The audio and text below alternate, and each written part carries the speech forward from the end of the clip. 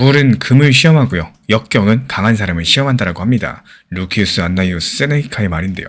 일본은행의 금리 인상이 비트코인 시장을 뒤흔들 것이다. 관련 공포가 퍼지고 있는 상황이고, 하지만 두려워하실 필요가 없습니다.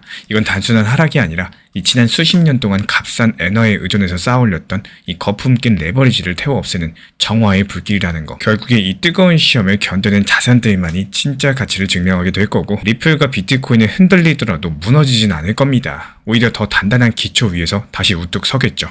오늘 우리는 공포가 아니라 이 냉정함으로 이 역경 속에서 숨겨진 진짜 기회를 찾아보도록 하겠습니다. 기본적으로 비트코인 같은 경우는 탈중앙 자산이기 때문에 이 중앙은행 금리랑 상관없다라고 느끼기가 쉽습니다. 근데 시장이 실제로 움직이는 모습을 보면은 오히려 정반대인 경우가 많은데요. 특히 일본은행 얘기가 나오면은 비트코인이 먼저 흔들리는 이런 장면들이 반복되고 있다라는 거. 오늘 말씀드릴 핵심은요. 바로 금리 숫자 자체가 아니라 엔화가 움직이는 속도가 비트코인을 흔드는 구조이고, 지금 시장에서는요. 일본은행이 12월 18일부터 19일 BOJ 회의를 통해서 정책금리를 기존 0.5%대에서 이제 0.75% 정도로 총 25bp 올릴 수 있다는 전망이 우세한 상황이에요. 이게 30년 만에 상징적인 구간이라는 말까지도 나오는 이유입니다. 여기서 많은 분들께서 질문을 하시죠. 일본 금리 0.75%가 이게 뭐가 그렇게 대단하냐는 질문입니다. 미국 금리에 비하면 여전히 낮고요. 그리고 단순하게 0.25%포인트 오르는 것뿐이라는 반응도 나와요. 근데 금융시장은 숫자보다 역할에 반응을 합니다. 일본 금리 같은 경우는 오랫동안 세계에서 가장 싸게 빌릴 수 있는 돈의 기준점이었죠. 그리고 그 돈을 빌려가지고 다른 나라의 자산을 사는 이런 방식들이 시장 곳곳에 퍼져 있었습니다. 이 구조를 가장 쉬운 말로 바꾸면은 이런 그림입니다. 이자가 거의 없는 엔화를 빌려요. 그리고 그 돈을 달러로 바꿉니다. 그리고 달러로 미국 주식이든 채권이든 심지어 비트코인이든 더 수익이 날 것 같은 자산을 삽니다. 이게 이른바 엔캐리 트레이드인데 평소에는 티가 잘 안 나요. 이 변동성이 낮고 환율이 안정적이면은 조그만 이자 차이만으로도 꾸준하게 돈이 벌리는 이런 구조이기 때문인데요. 근데 여기서 문제가 뭐냐? 엔화가 강력해질 때입니다. 엔화가 강해진다는 말은 달러를 팔고 엔화를 사는 이런 흐름이 강해진다는 뜻이겠죠. 엔화를 빌린 사람 입장에서 이 갚아야 될 돈의 가치가 올라갈 수밖에 없다라는 거. 그렇다면 같은 달러를 가지고 있다라고 할지라도 이 엔화로 갚아야 될 금액이 커지는 느낌이 듭니다. 그리고 게다가 일본 금리까지 올라간다? 그럼 조달 비용도 늘어나겠죠. 그러면 사람들은 본능적으로 포지션을 줄이기 시작을 한다는 거. 가장 먼저 파는 거는 보통 변동성이 큰 자산입니다. 그래서 비트코인이 먼저 맞는 장면이 나온다는 거고, 이 비트코인이 나빠서가 아니에요. 레버리지 포지션이 줄어들 때 청산 순서가 그렇게 돌아가기 때문인 겁니다. 그렇다면 여기서 중요한 포인트는 금리 수준이 아니라 변화입니다. 이 시장은 0.75%라는 고정 숫자에만 반응하지 않아요. 예상보다 더 빠르게 올라가느냐, 더 오래 올라가느냐, 그리고 무엇보다 엔화가 얼마나 빨리 강해지느냐, 여기에 반응을 하게 될 겁니다. 엔화가 천천히 강해진다면은 이 시장은 조정하면서도 적응을 할 수 있어요. 하지만 엔화가 짧은 시간에 급등을 한다면은 이 마진과 레버리지로 쌓아올린 포지션이 동시에 와르르 무너지는 이런 구간이 반드시 생깁니다. 이때는 공포가 아니라요. 이 기기장치가 작동을 하게 돼요. 마진이 올라가고 담보가 부족해지고 포지션이 강제로 줄어들게 될 겁니다. BIS도 작년에 8월 초에 변동성 국면에서 이런 디레버리징들, 마진 압력들이 충격을 증폭시켰다라고 정리한 바가 있었는데요. 작년에는 실제로 이런 장면이 있었습니다. 작년 7월 말 일본은행이 금리를 올렸고요. 시장은 그 다음 달 초에 굉장히 예민하게 반응을 했어요. 그리고 금무렵의 비트코인은 65,000달러대에서 움직였고요. 8월 5일 전후로는 5만 달러 아래를 찍는 구간까지 나왔습니다. 그 당시에 비트코인만의 문제가 아니었죠. 글로벌 주식 변동성이 커졌고 엔화가 빠르게 강해지면서 캐리 포지션이 줄어드는 이런 압력들이 함께 걸렸습니다. 이런 기억이 남아 있었기 때문에 이번에도 BOJ가 올리면은 비트코인이 또 빠지는 거 아니냐, 이런 걱정이 자연스럽게 나올 수밖에 없었다라는 거. 그런데 이번에는 똑같이 볼 수 없는 요소가 있습니다. 바로 선반영이라는 건데요. 지금 시장은 이미 12월달 인상 가능성을 높게 보고 있죠. 로이터 설문에서는 0.75% 인상을 예상한 경제학자가 압도적으로 많다는 결과도 나왔습니다. 그리고 일본은행도 중립금리라는 말을 꺼내면서 앞으로의 경로에 대한 관심을 키워놨었죠. 다시 말씀드리자면은 이번 이벤트의 진짜 변수는 올리냐 마냐가 아니라 어떤 말로 어디까지를 시사하느냐, 금리 인상은 예고된 절차가 될 수 있지만 이 커뮤니케이션이 매파적으로 들리는 순간 이 시장은 예상보다 큰 폭으로 움직일 수가 있다는 거. 그리고 여기서 두 번째 모순이 나옵니다. 이 미국은 금리 인하로 가는 것 같고 일본은 금리 인상으로 가는 것 같죠. 이러면 유동성이 늘어나는 것인지 줄어드는 것인지 헷갈릴 수밖에 없습니다. 여기서 정답은 한 개로 고정되지가 않아요. 현재 미국 연준은 최근에 기준금리를 내렸고요. 준비금이 너무 빨리 줄지 않도록 단기 국채를 매입하는 방식의 유동성 관리도 병행하고 있다는 흐름이 나왔습니다. 즉 현재 미국은요, 완전한 긴축이 아니라 금리 인하랑 관리의 모드입니다. 반면에 일본은 정상화의 모드입니다. 이 두 가지 정책이 같은 방향이 아니기 때문에 이 시장에서 한쪽만 보고 편리하게 움직일 수가 없다는 거, 이 충돌이 변동성을 분명히 만들 수밖에 없겠죠. 그렇다면 무엇을 기준점으로 삼아야 될까요? 저는 이번 이슈를 볼 때 딱 한 문장으로 정리합니다. 여기서의 핵심은 금리가 아니라 엔화의 속도라는 거. 엔화가 천천히 강해지면 비트코인은 흔들려도 회복의 시간을 가질 수가 있겠죠. 엔화가 급하게 강해지면 비트코인은 이유를 따질 틈도 없이 청산 압력에 눌릴 수가 있겠죠. 결국에 관찰해야 되는 거는 발표문보다 시장 가격의 반응 속도라는 겁니다. 그리고 암호화폐 시장 안에서는 레버리지가 어디에 쌓여 있는지, 이게 관건이겠죠. 이런 이벤트가 오면요, 가장 먼저 흔들리는 게 바로 대개 레버리지 비중이 높은 구간입니다.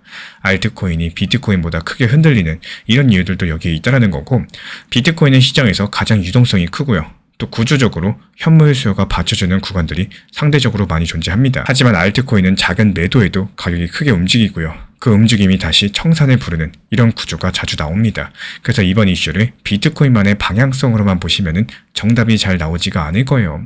이 전체 위험자산 포지션이 줄어드는 과정들에서 크립토가 어떤 순서로 맞는지를 볼 줄 아셔야 된다는 거예요. 여기서 XRP를 연결할 때도 똑같은 원칙이 필요합니다.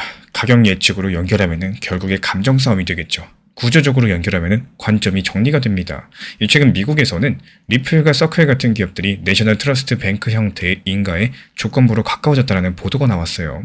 그리고 리플의 문서에는 RLUSD라는 달러 스테이블코인의 준비 자산을 분리해서 관리하는 이런 구조가 언급되어 있습니다. 이건 단순하게 한 코인의 호재가 아니라는 거, 스테이블 코인이 규제된 은행형 구조로 들어가려는 흐름인 거고, 즉 디지털 달러가 장난감이 아니라 인프라가 되는 방향성이겠죠. 그리고 또 한 가지 큰 흐름은 결제 메시지의 표준화입니다. 2025년 11월 22일 ISO 20022 전환의 중요한 단계가 마무리됐다라는 이런 안내가 공식 페이지에 명시가 되어 있는데, 결제 메시지가 표준화되면은 결제 데이터를 더 잘 다루는 이런 플레이어가 유리해집니다.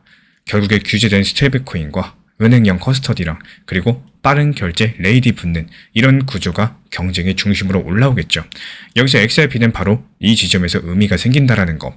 단기적인 가격은 거시 변동성의 영향을 받더라도 중장기 역할은 결제 인프라가 어디로 이동하느냐, 이 싸움에서 정의될 가능성이 크기 때문이에요. 그래서 이번 BOJ 이슈의 핵심은 결국에 엔화가 움직이는 속도입니다. BOJ가 0.75%를 올리느냐보다도 그 이벤트가 엔화의 방향과 속도를 어떻게 바꾸느냐가 더 중요하겠죠.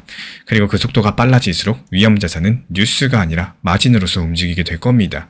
비트코인이 먼저 맞는 이유도 여기에 있다라는 거. 이번 이슈가 단기적으로 봤을 때 비트코인과 알트코인의 하방 압력을 만들 수 있어요. 하지만 그 압력의 크기는 인상 여부보다 이 시장 반응 속도랑 커뮤니케이션의 매파성에 달려 있겠습니다. 그리고 동시에 이 국면은 중장기적으로 디지털 자산이 어디로 제도권에 편입되는지 이런 것들을 보여주는 장면이라고 할 수가 있겠습니다. 이 스테이블 코인이 은행형 구조로 들어가고 또 결제 표준이 바뀌고 자금의 길이 다시 설계되는 이런 구간이기 때문에 BOJ 0.75%의 진짜 의미는 금리가 아니라 N캐리라는 보이지 않는 레버리지가 다시 움직이기 시작했다는 신호이기 때문입니다. 마치 삼국지의 관우가 적장 알량을 벨 수 있었던 것은 적토마의 속도 덕분이었죠. 적토마가 달리기 시작하면 적군은 반응할 틈도 없이 무너졌습니다. 지금 일본의 엔화가 바로 이런 적토마입니다. 일본은행이 금리를 올리면은 엔화라는 적토마가 달리기 시작을 할 거고요. 이때 중요한 거는 단순하게 말의 크기, 즉 금리 0.75% 정도가 아니라 이 말이 달리는 속도, 환율의 변동성입니다. 엔화가 천천히 움직이면 시장은 버틸 수 있겠지만요. 급격하게 강해지면 엔화 강세로 인해 가지고 전 세계에 퍼져 있던 자금들, N캐리 트레이드들이 일제히 청산되면서 비트코인 같은 위험 자산을 가장 먼저 베어버릴 겁니다. 그러니까 금리 인상 발표보다 엔화 환율이 얼마나 빠르게 움직이는지 여기를 주시하셔야 돼요. 이 적토마의 발굽 소리가 빨라질 때 전장의 판도는 순식간에 뒤집힐 수가 있겠죠. 이 시장은 파도처럼 순환하고요. 내가 지금 어느 구간에 서 있는지를 알면은 해야 될 행동은 자연스럽게 정해진다는 점 기억해 주시기 바랍니다. 이 시장이 결국에 돌고 도는 구조예요. 상승과 하락이라는 파도가 끊임없이 밀려올 거고 또 빠져나가면서 우리는 그 파도 한가운데 어딘가에 서 있을 뿐입니다. 그래서 중요한 거는 지금 파도가 높으냐 낮으냐 보다도 내가 그 파도의 어느 지점에 서 있느냐 이것을 아는 겁니다. 만약에 지금 내가 서 있는 위치가 상승이 충분히 진행된 이런 고점 부근이라면은 그 시점에서 가장 먼저 하셔야 되는 거는 욕심이 아니라 정리겠죠. 분할 매도를 통해서 수익을 조금씩 현실화하시거나 내 상황에 맞게 현금 비중을 확보해 두는 거, 다음 파도를 대비하는 가장 현실적인 선택이 될 겁니다. 이런 구간에서 무작정 더 오르기만 바라다 보면은 파도가 꺼질 때 그대로 휩쓸려 가기가 쉽겠죠. 반대로 내가 서 있는 위치가 이미 하락의 파도를 충분히 맞은 이유라면은 이때 하셔야 될 선택은 오히려 정반대입니다. 공포에 흔들려서 바닥에서 던지는 매도가 아니라 차분하게 분할 매수를 고민하고 언젠가 다시 찾아올 상승의 파도를 맞을 준비를 해두는 거겠죠. 하락의 끝자락에서 준비된 사람들만이 이 상승의 초입을 온전히 누리실 수가 있을 겁니다. 결국에 시장은요. 복잡해 보이지만 관점을 조금만 바꾸시면은 생각보다 단순해집니다. 이 지금이 오르는 파도의 끝인지 내려오는 파도의 바닥인지 이런 위치만 제대로 판단해도 해야 될 행동은 자연스럽게 정해지겠죠. 시장을 맞추려고 애쓰기보다 내 위치를 아는 데 집중해 보세요. 파도가 항상 다시 온다라는 거. 중요한 건 그 파도를 어떤 자세로 맞이하느냐가 중요하겠죠. 대부분의 손실은 지식이 부족해서 나오지 않습니다. 기준 없이 감정대로 움직이는 그런 순간에서 보통 발생을 합니다. 예를 들어가지고 단기 반등 나왔다고 해서 충동적으로 따라 붙거나 조정이 왔다고 무서워서 손절하는 행동이 반복되면은 결국에 계좌는 계속 깎일 수밖에 없겠죠. 그래서 저는 시장을 바라볼 때 필요한 기준표랑 타점 요약본을 따로 만들어서 드리고 있습니다. 필요하신 분들만 현재 보이는 번호로 문자 신청 주세요. 도움 드리도록 하겠습니다.